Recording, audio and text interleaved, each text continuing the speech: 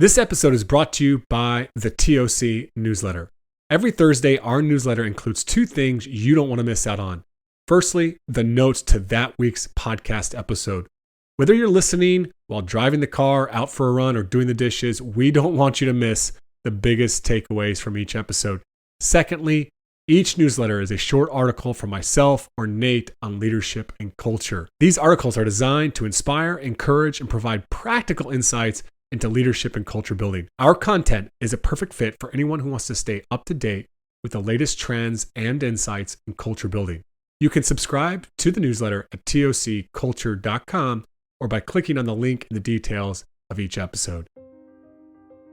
So if you've read my book, The Culture System, you know the very first chapter starts with a concept I learned from the Arbinger Institute called the outward mindset.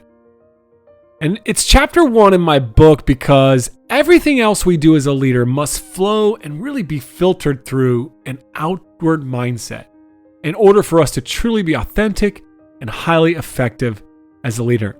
Now, whether you are new to this concept or you've heard us talk about it before, I know we talked about it in episodes 180 and 181 of the podcast many years ago.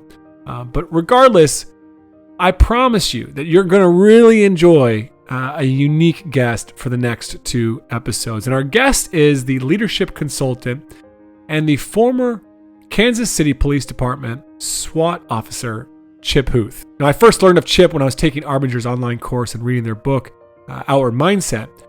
But I also got to spend a couple days with Chip at their in-person training in Chicago last April. He has an incredible story and some really powerful leadership lessons that he's going to share with us today.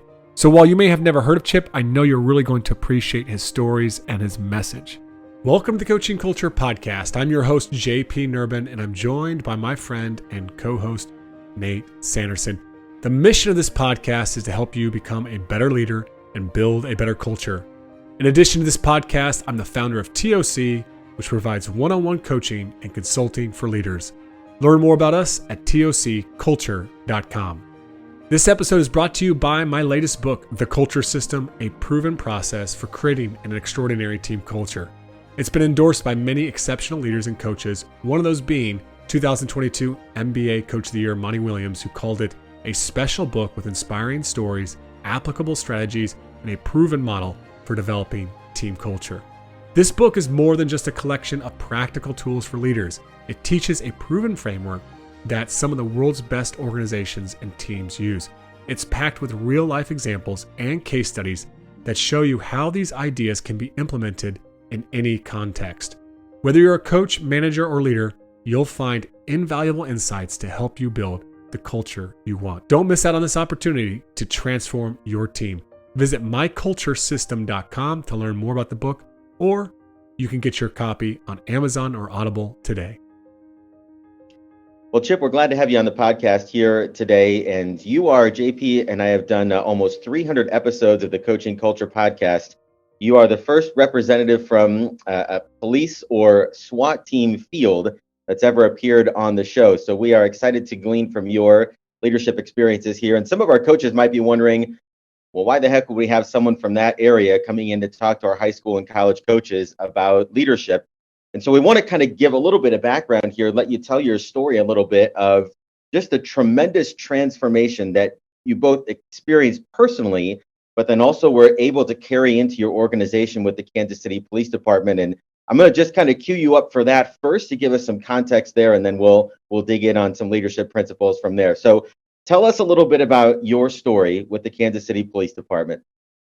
Yeah, Nate. Well, look, first of all, thank you all, JP, Nate, for having me on. I hope I can adequately represent law enforcement as kind of the inaugural guest. No pressure, but the Kansas City, Missouri Police Department, it's like family to me, and I got there in kind of I would say my journey, my path there was different. I was raised by a father who was a clinical psychopath and a career criminal, and my mother suffered from schizophrenia and bipolar disorder for her entire life. And we were homeless and abused and fostered and in Salvation Armies and different places like that as we jumped around the country for the first 11 years of my life. And my brothers and sisters and I, we came to see law enforcement as kind of saviors.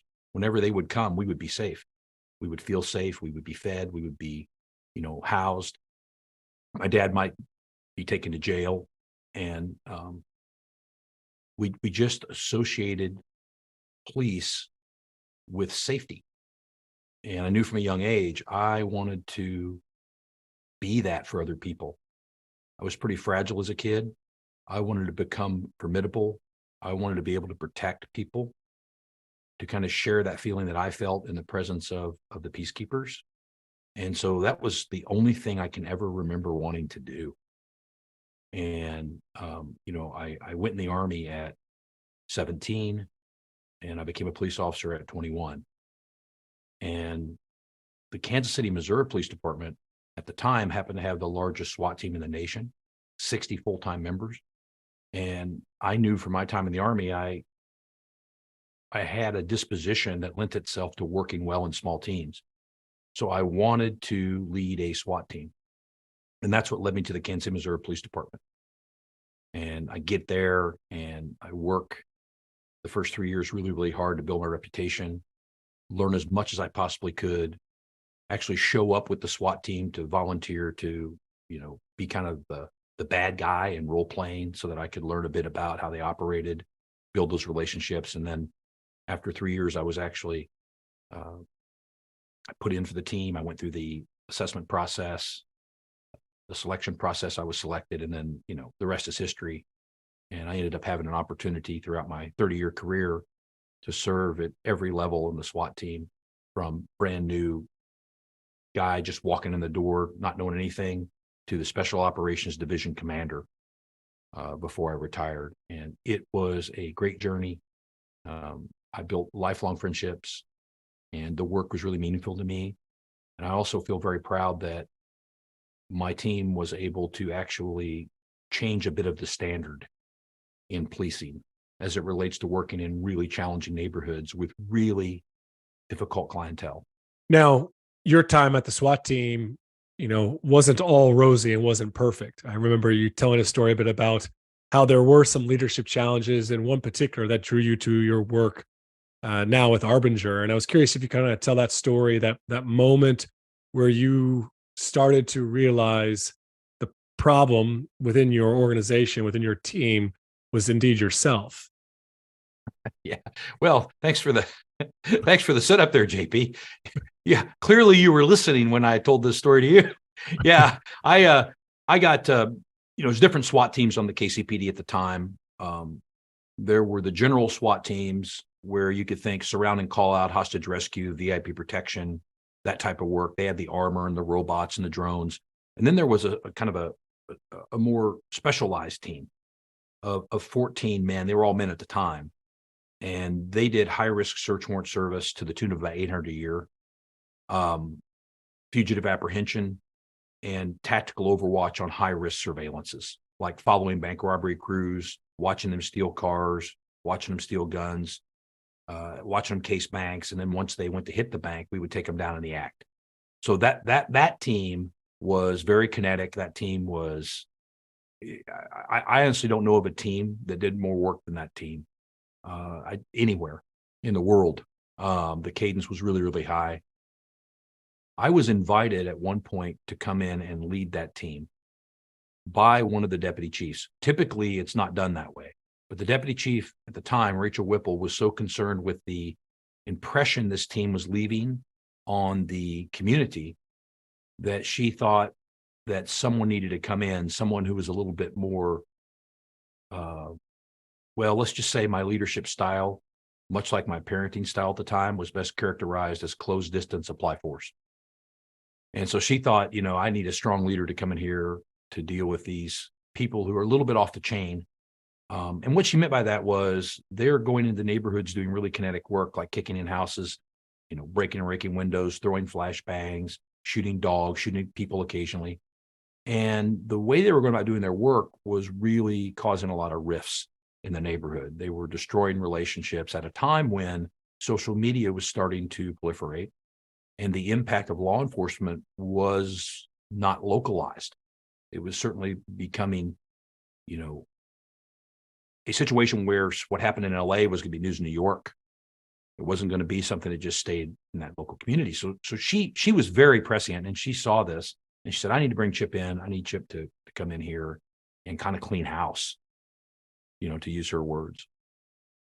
So as a leader, I honestly didn't know what to do. I mean, what do you do? Like in my mind, you're kicking in doors, you're arresting career criminals, you're getting into shootings, you're doing all these crazy kinetic stuff. You're going to get complaints. You're going to get sued. You're going to make people upset. Like, it's the cost of doing business. My attitude at the time was, if you're going to make an omelet, you're going to break some eggs, all those other kind of analogies.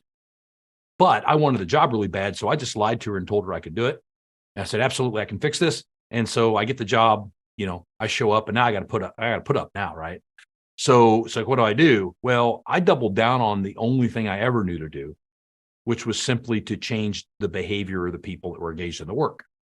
So I kind of went in with the attitude, well, if what we're doing now is getting complaints and lawsuits, then we need maybe less of something and more of something. I'm going to change what we're doing. I'm going to set up walls of pain, or maybe incentives to change what they're doing, right? You get what you get out. I mean, you get out of something what you put into it. Behaviors drive results. That's my attitude. So I go in and I just start really hardcore telling people it's my way or the highway. We're not doing this anymore. We're doing this. And, going to get with the program, or you're going to have to find another program. And so very threatening, very overbearing, very violent in my attitude. I even remember threatening people with physical violence. I mean, it was a different time. But I will tell you that things got worse, not better. Things really started getting worse. I didn't know this at the time, and this is probably really important for all of us in the leadership space, regardless of the medium, to understand. People can build their resistance to you into their obedience. They can do the things you're telling them to do in such a maniacal way that it undermines your intent and corrupts the principles behind what you're trying to teach or share. Can you give an example of that real quick, Chip? Just because I think that's really, really powerful. Then coaches will be able to connect that with sports. I don't mean to cut you off on your story, but just give us an example of what that might have looked like in your team. Absolutely. So first of all, I'll give you kind of a high level general understanding of the principle. I can do the things you're telling me to do, but my resistance to you and your attitude toward me might manifest in foot dragging. So I'm going through the motions, right? But I'm half stepping. And which can really frustrate your efforts, right? Because you say, well, coach, I'm doing the things you're telling me to do, right? I mean, I'm literally doing them. I'm just doing them with such a half effort that it's undermining the effectiveness of them. On my team, I remember I walk in, I told them that we needed to get our property recovered quickly and get back out on the street so we could hit the next mission. We were taking too long turning around missions.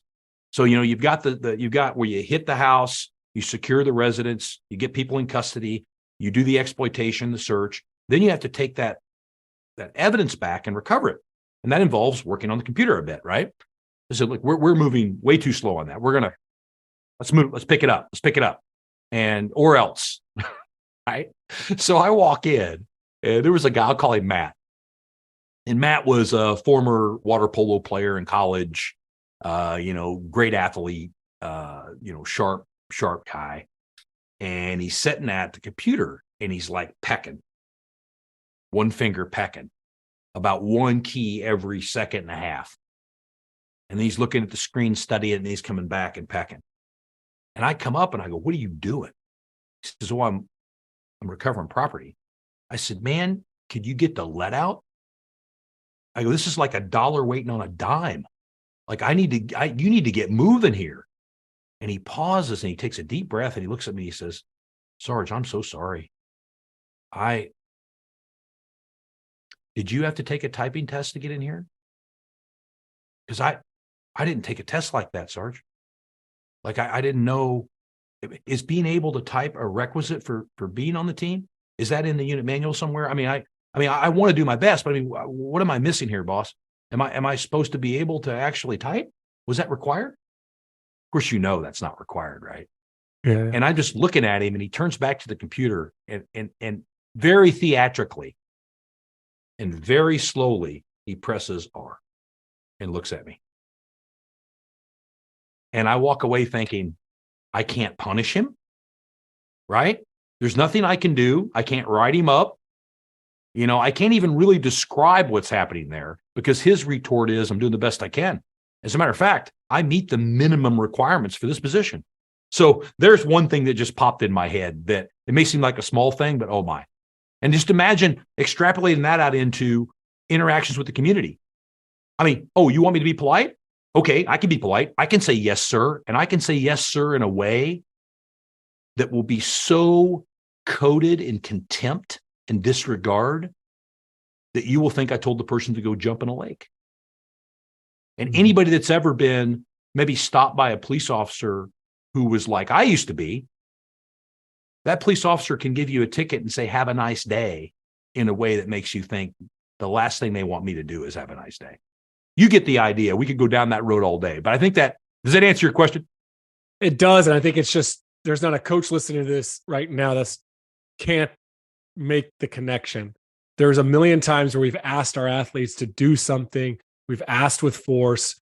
We've laid out some new standard or policy or rule, and there's compliance, but it's not really bought in. And I think that's just a great example. And I just wanted to kind of make that connection for coaches before you continue the rest of your story. So didn't mean to jump in there.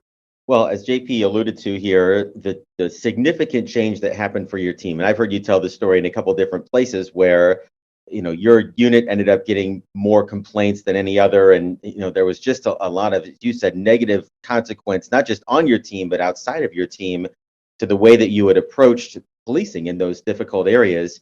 So let's talk a little bit about what changed, and I think that really started with you first before your team really started to do things differently. So you were, as you said, close space and add force, and something changed. Why don't you tell us a little bit about that? Yeah, it's there's this illusion I think we have, and I'll call it an illusion. Other people are free to disagree, but that we have this separation between work and home. Like I'm a different person at work than I am at home, and that's the illusion I operated under. But what happened was the real issues that were contributing to the failures of my team were also the same issues that were contributing to the failures I was having in my personal life. And those issues are related to my character, my way of being in the world with other people. I didn't understand or have a language to even understand that. I was so full of blame that, everything was falling apart around me, Nate. Like, people at work only did what I said when I was standing over them. My second marriage was falling apart. I was deconstructing it. And my kids, teenagers at the time, Chris and Brandon, wouldn't speak to me. And I couldn't see how I was in any way accountable for any of those things. I felt like those were things being done to me. And then I'm traveling. At the time, I was leading a not-for-profit. I've always been an and guy, not an or guy. So I've always had other things that I did on top of whatever my primary job was. And I was leading a not-for-profit at the time. I used my vacation time to travel around the country, sometimes around the world, teaching. And I get stranded. Stranded is such a strong word these days. Not being melodramatic. I was grounded at the Denver International Airport. And I came into a bookstore. I think it's called The Tattered Cover. I think it's still there. And there was a book, Leadership and Self-Deception. Now, this book caught my attention for three reasons. One, leadership. I was really stinking at leadership, and part of me knew it. Self-deception, I knew from being kind of an autodidactic philosopher.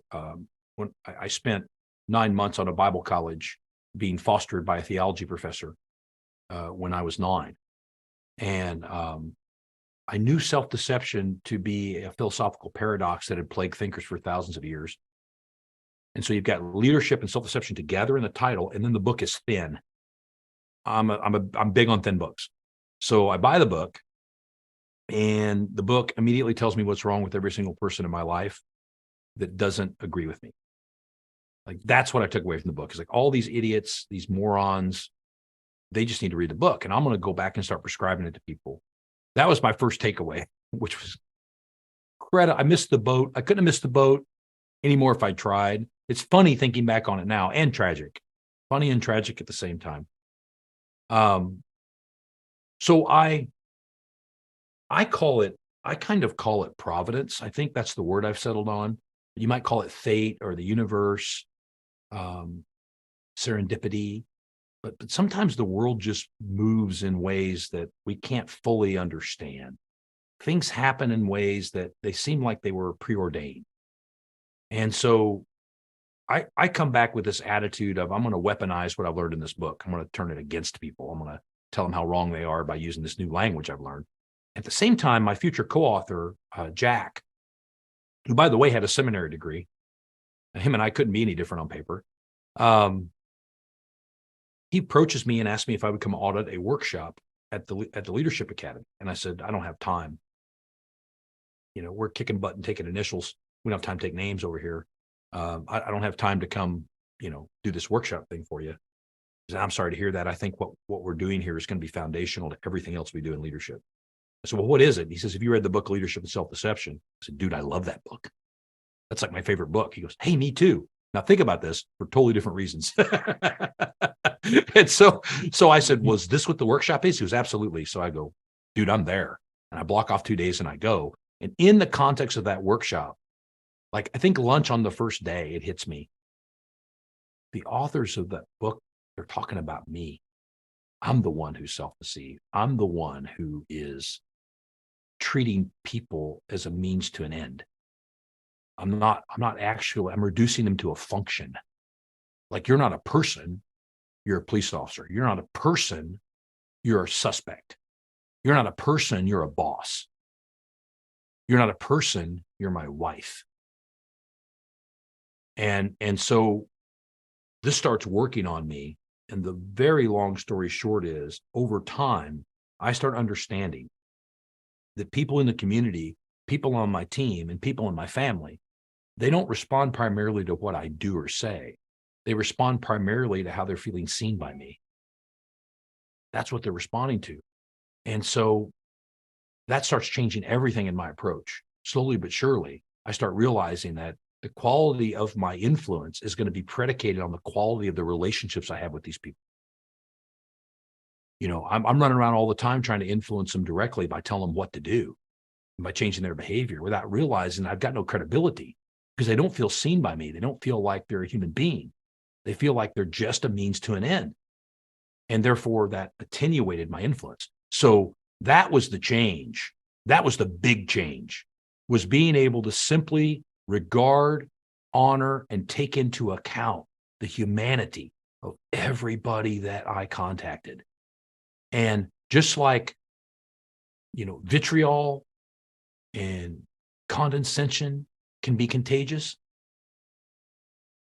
just like it can start this downward spiral, mistreatment begets mistreatment, inspiration begets inspiration. When you start seeing people and responding to their humanity, it's an invitation for them then to see you and to be more likely to be influenced by the content of your message. One thing I'd like for you to just come back to in that story before we start to really unpack what this looks like in your leadership, and then how that, you took this and brought this to our people. But I want to just, that moment you read the book and you think it's everybody else. Something though in that workshop changed for you. Like, was there a special moment? Like, where did you realize I'm the problem here? Right? This starts with me. What was that for you? To romanticize it down into one particular moment would be disingenuous, because change generally happens incrementally and there's a lot of stops and starts. But with respect to your question, I reflexively go back to picking my oldest son, Chris, up from school. And I had just left a tactical communications course. So this tactical communications course was kind of like, talked about what to say. Like the underlying principle, I won't name the course because people know the course. But I will say the underlying principle behind the course was, it doesn't matter what internal attitude you hold, as long as the things you say are professional. So that's like the principle, right? So I had just left this course. I picked my son up, Chris, from school, and I could tell there was something bothering him. He kind of wears his emotions on his sleeve. And I start saying, well, I'm going to use this stuff I just learned on my son. I'm going to use these tactics I learned to have my son like open up and share with me what's going on. So I started asking him all these questions, right? And going through this routine. And I remember asking him, son, what's wrong? And he says, Dad, you wouldn't understand. And I said, well, son, what makes you think I wouldn't understand? You see what I'm doing there? Open-ended questions. And by the way, this stuff worked in class when we role played it. And he's giving me nothing, right? And so what makes you think I wouldn't understand?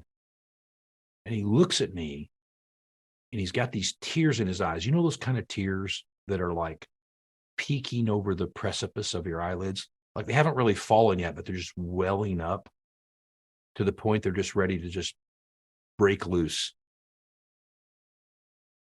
And he looks at me and I'm reflected back in his eyes because they're so moist. And he says, Dad, because you're a robot. And he gets out of the car, he goes inside the house. And I'm thinking, oh my God, like the things that I'm saying to him, they were put together, the script, by really thoughtful people who have expertise in the field of psychology, right? Who have worked in the field of communications. These people have authored textbooks. Like, these are thoughtful people that have put together this approach that I'm trying to leverage to manipulate my son into communicating with him. And none of it matters because my son is not responding to what I'm saying. He's responding to who he knows me to be, which is a father who is simply disinterested in his son as a human being and is more interested in his son as a vehicle to make him look like a good dad. And he saw right through, by the way, he had no training. And he's able to see right through the facade that I was presenting, that I was a dad who gave a shit, pardon my language, a dad who actually cared about him.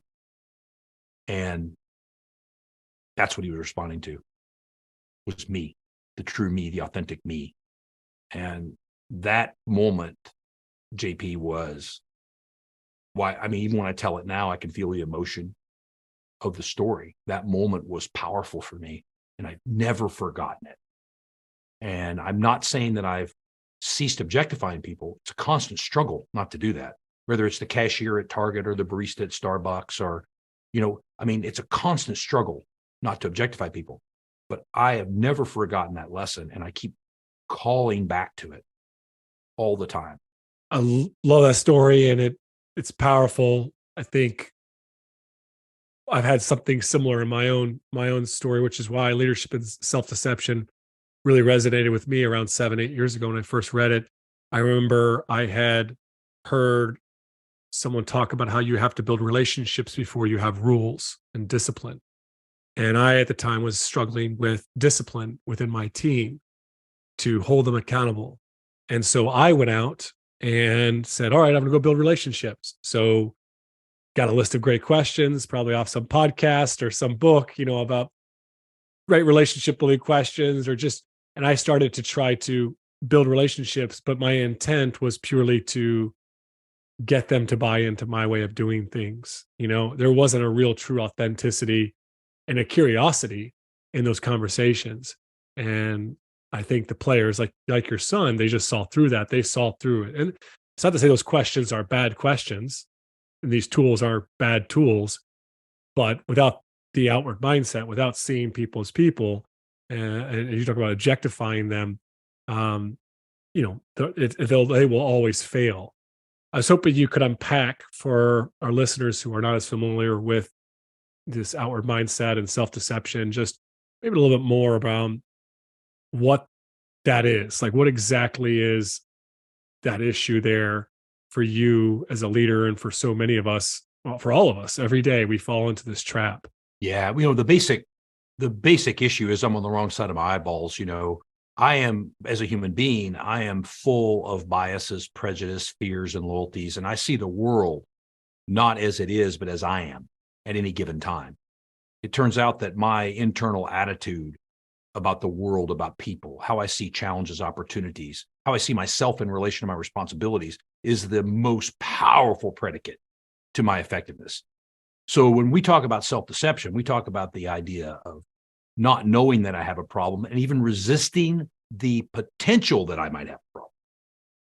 So when I am in what we call an inward mindset, that is an alternative way of being in the world. I experience myself with an inward mindset as a people among objects. I only see other people in terms of how they can help me get what I need or want, or how they stand in my way. They stand between me and what I want or what I think I need. And if you can't help me and you can't hurt me, you don't matter. And so those are the ways I experience people. Well, obviously, that's a completely false way of understanding people. The truth is, all people at some fundamental level of analysis are the same. And that's a painful truth, because that means even the person I disagree with fervently, maybe it's a philosophical disagreement, maybe it's a disagreement about their ethics, whatever it is, even that person at some fundamental level of analysis is the same as me. And one way to understand that level is every person has hopes, wants, needs, fears, dreams, things that matter to them. Every person. And once I understand that core truth about humanity, the fact that we're inexorably connected one to another in this network of humanity, once I understand that, it changes everything in terms of how I see the world. Now I simply recognize with this outward mindset that people are people. That's a fundamental truth. And all my observations, all my decisions are based, founded, grounded in that fundamental truth, which helps maximize my effectiveness, the effectiveness of all the systems, all the techniques that I know. This is like a force multiplier as it relates to those tactics, because they're done in response to the truth about people, that people do count. Things they have to do matter to them. And now, seeing them as people, they matter to me too. And so what do? Well, in the inward mindset, I'm so self-absorbed and focused on what I need that the things other people need fall away. It's almost like they don't exist. They don't really have objectives or hopes or needs or dreams. They don't have them. My needs take primacy. My needs are of chief importance. And other people, if they're considered at all, are only considered in terms of how they stand in my way or help. With an outward mindset, I recognize the truth about people, the fact that they have needs and objectives, and I still go about doing the things I need to do. Matter of fact, I'm dedicated to getting my work done. I'm dedicated to achieving my objectives because they're important. But I do them in a way that accounts for my impact on the ability of other people to achieve theirs. So it's going about my work in a way that helps me achieve my objectives while also supporting other people in achieving theirs. That is that's kind of a high level way of understanding these two different ways of being with other people. Okay, so we're going to take a break in our conversation with Chip.